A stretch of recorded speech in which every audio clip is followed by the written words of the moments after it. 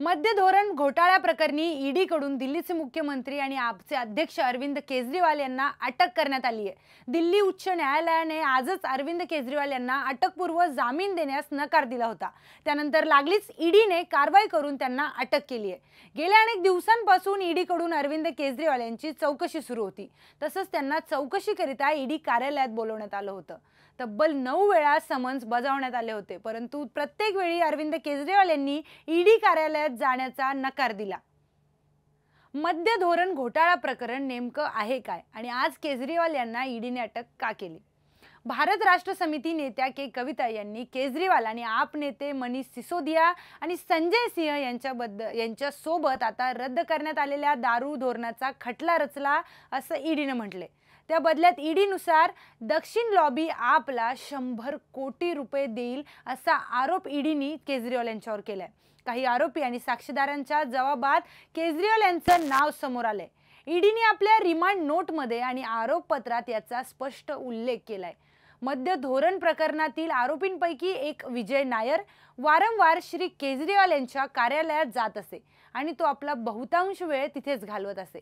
तपास संस्थेने हे सगळं प्रकरण समोर आणले। नायर यांनी कथितपणे दारू व्यापाऱ्यांना सांगितलं की त्यांनी केजरीवाल यांच्याशी सगळ्या धोरणाबाबत चर्चा केली आहे। नायर यांनीच इंडो स्पिरिटचे मालक समीर महेंद्रू यांना केजरीवाल यांची भेट घेतली। तसेच तपासकर्त्यांनी या सगळ्या गोष्टीचा खुलासा केलाय। जेव्हा मीटिंग अयशस्वी झाली तेव्हा त्यांनी महेंद्रू आणि केजरीवाल यांच्याशी व्हिडिओ कॉलवर चर्चा केली, ज्यामध्ये केजरीवाल म्हणाले की नायर हे त्यांच्या मुलासारखे आहेत आणि त्यावर त्यांचा संपूर्ण विश्वास आहे। राघव मांगुंटा दक्षिण लॉबीमधील पहिला आरोपी आणि आता साक्षीदार आहे। त्यांनी त्याच्या साक्षीमध्ये असं सांगितलं की त्याचे वडील वायएसआर काँग्रेस पक्षाचे खासदार आहेत। मद्य धोरणाबद्दल त्यांना अधिक जाणून घेण्यासाठी ते केजरीवाल यांना भेटले। सिसोदिया यांचे माजी सचिव अरविंद यांनी डिसेंबर 2022 मध्ये एका निवेदनात म्हटलं होतं की मागील वर्षी मार्च मध्ये त्यांना सिसोदिया यांच्याकडून मंत्र्यांच्या अहवालाचा मसुदा मिळाला होता। सिसोदिया यांनी फोन केल्यानंतर केजरीवाल यांच्या घरी गेल्यावर अरविंद यांनी सांगितले की त्यांनी सत्येंद्र जैन यांनाही तिथे पाहिलं। कागदपत्रे मंत्र्याच्या कुठल्याही बैठकीत कुठल्याही प्रस्तावावर या संदर्भात चर्चाच झाली नाही।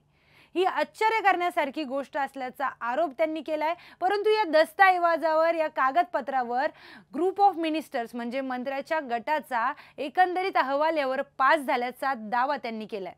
या सगळ्या प्रकरणात अजून काय घडामोडी होत आहेत हे बघण्यासारखं आहे, पण तोपर्यंत अरविंद केजरीवाल यांना झालेली अटक आणि त्यांचं मद्य धोरण घोटाळा प्रकरणाबद्दल आपणास काय वाटतं कमेंट करून नक्की सांगा। अशाच अधिक माहितीपूर्ण व्हिडिओसाठी पाहत रहा सुदर्शन मराठी।